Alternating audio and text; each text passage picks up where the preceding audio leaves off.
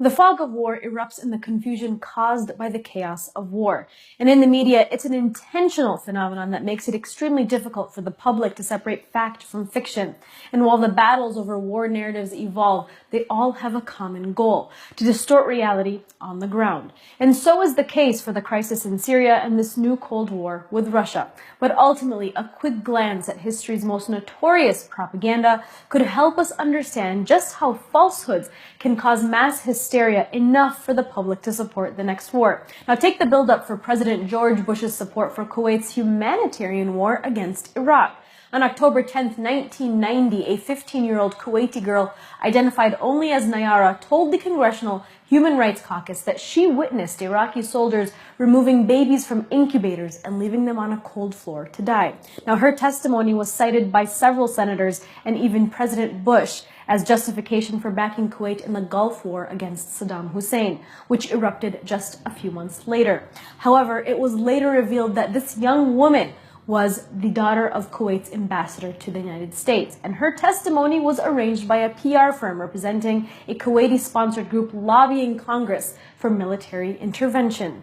More recently, during the Arab Spring uprisings that swept the Middle East in 2011 ahead of the U.S. bombing spree of Libya, Libyan media claimed that Muammar Gaddafi loyalists carried out mass Viagra-fueled rapes and that the Libyan leader had ordered rape as a weapon of war. When a prosecutor with the International Criminal Court opened an investigation into these allegations, it grabbed international headlines, appearing in Al Jazeera, the BBC, and Reuters, among many other outlets. But even as Amnesty International questioned the legitimacy of the allegations, other supposedly humanitarian groups hit a loggerhead on the veracity of the claims. One top UN official said he believed the claims were meant as a scare tactic to invoke mass hysteria, even as another top UN official defended them, all creating a distraction from the war itself.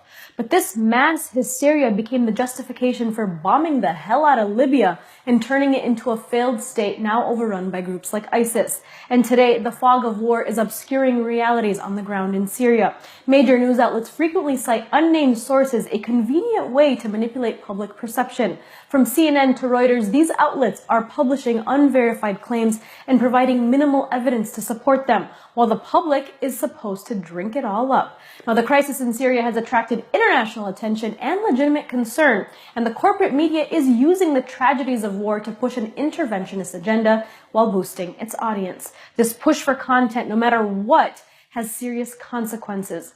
On December 20th, for example, Egyptian police arrested 5 people for making videos they claimed were set in Aleppo, but they were actually filmed at a demolition site in that country.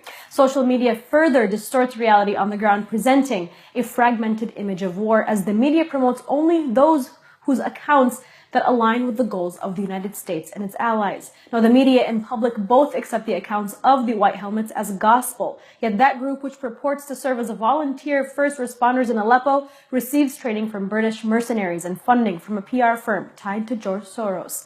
Not only are the White Helmets making fake videos, but many of the responders have been even exposed as agents embedded with the Al-Nusra Front and ISIS, armed and far from being impartial, even a recipient of millions of USAID funding. Whether the White Helmets are the first apolitical first responders they claim to be or not, one thing is clear: the narrative being weaved by and about them and others like them that are embedded with Al-Qaeda have one agenda: support for U.S. military intervention in the war in Syria. Now, take other activists frequently cited by the media, like Bilal Abdul Karim, who is embedded with the Nusra Front, who glorifies suicide bombers, or Lina Shami, the young Syrian woman who promotes sectarian terrorists from Jaish al-Sham, who threatened genocide against religious minorities as revolutionaries on her social media channels.